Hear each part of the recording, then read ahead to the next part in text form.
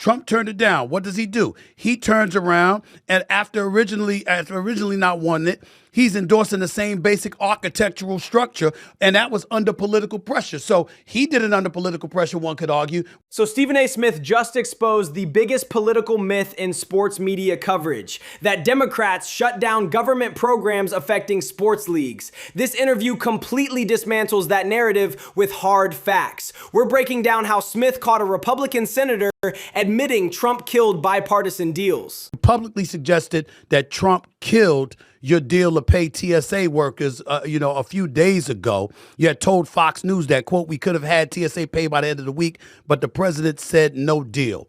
So when the Republicans say this is a Democratic shutdown, explain to us how is that possible when you acknowledge that you and Senator Ted Cruz had a deal that you presented to the president and he was the one that turned it down.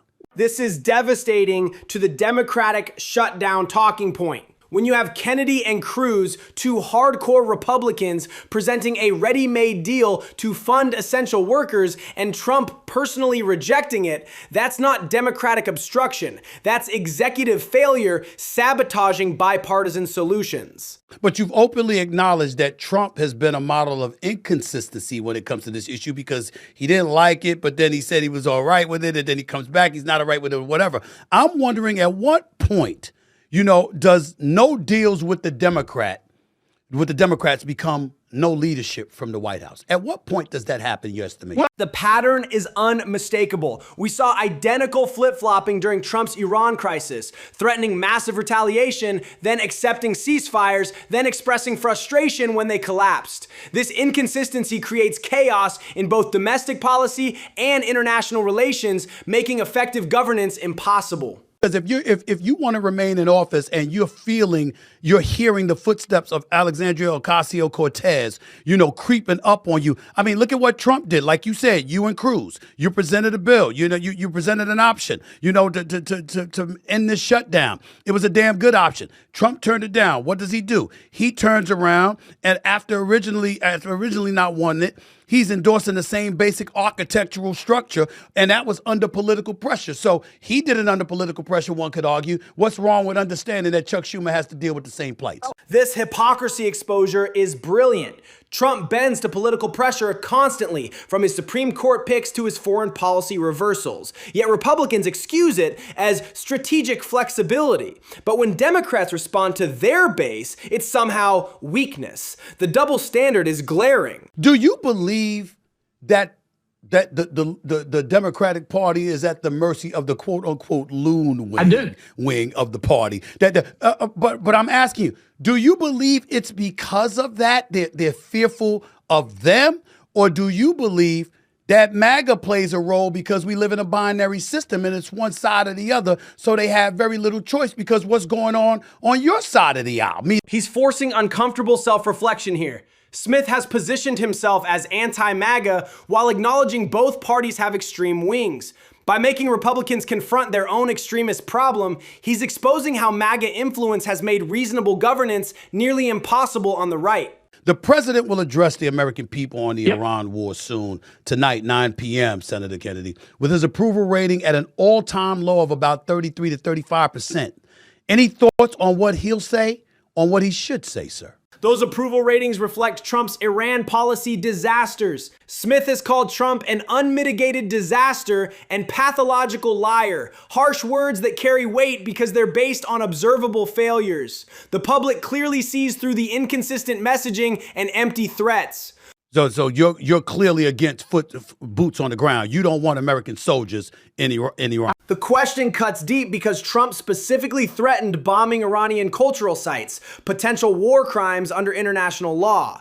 Smith is testing whether Republicans will actually restrain Trump's military adventurism or just rubber stamp whatever he proposes, regardless of legality. But are you sure about that, or are you just going off of what the president and the administration is telling you in terms of how much of their armed forces you've destroyed?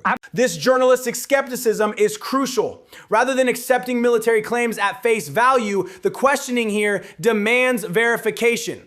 Given Trump's documented history of inflating accomplishments and lying about intelligence, this healthy skepticism protects against propaganda masquerading as fact. Why does his second-term agenda rely so heavily on the Supreme Court with pretty much all of these damn executive orders. Do you think that's justified, sir? The executive order reliance reveals governing weakness, not strength. Effective presidents build legislative coalitions and pass lasting laws. When you're constantly running to courts and issuing orders that can be reversed overnight, you're admitting failure to lead through democratic processes. We don't like BS, and we assume that BS is coming from the politicians.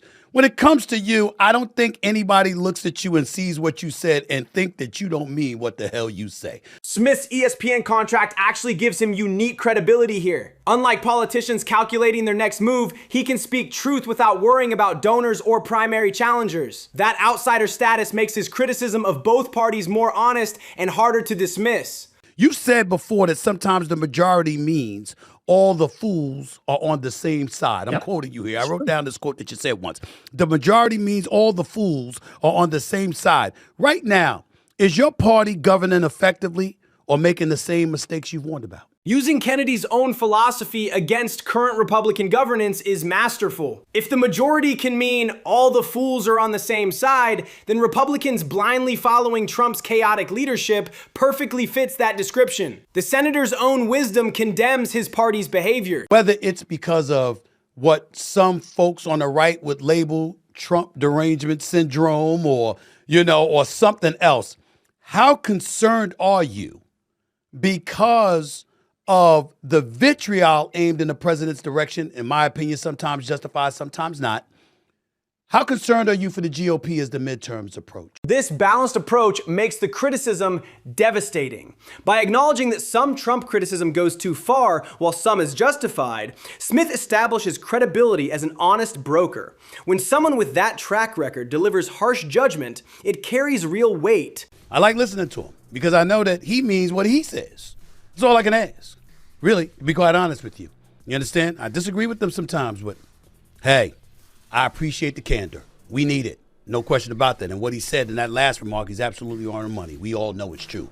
Need to type it down just a little bit and learn to talk with one another. Smith's unique position as bridge builder who calls out both parties is exactly what political discourse needs. His ESPN platform gives him independence to speak truth to power without partisan constraints. This kind of honest, fact-based analysis could help restore productive political dialogue.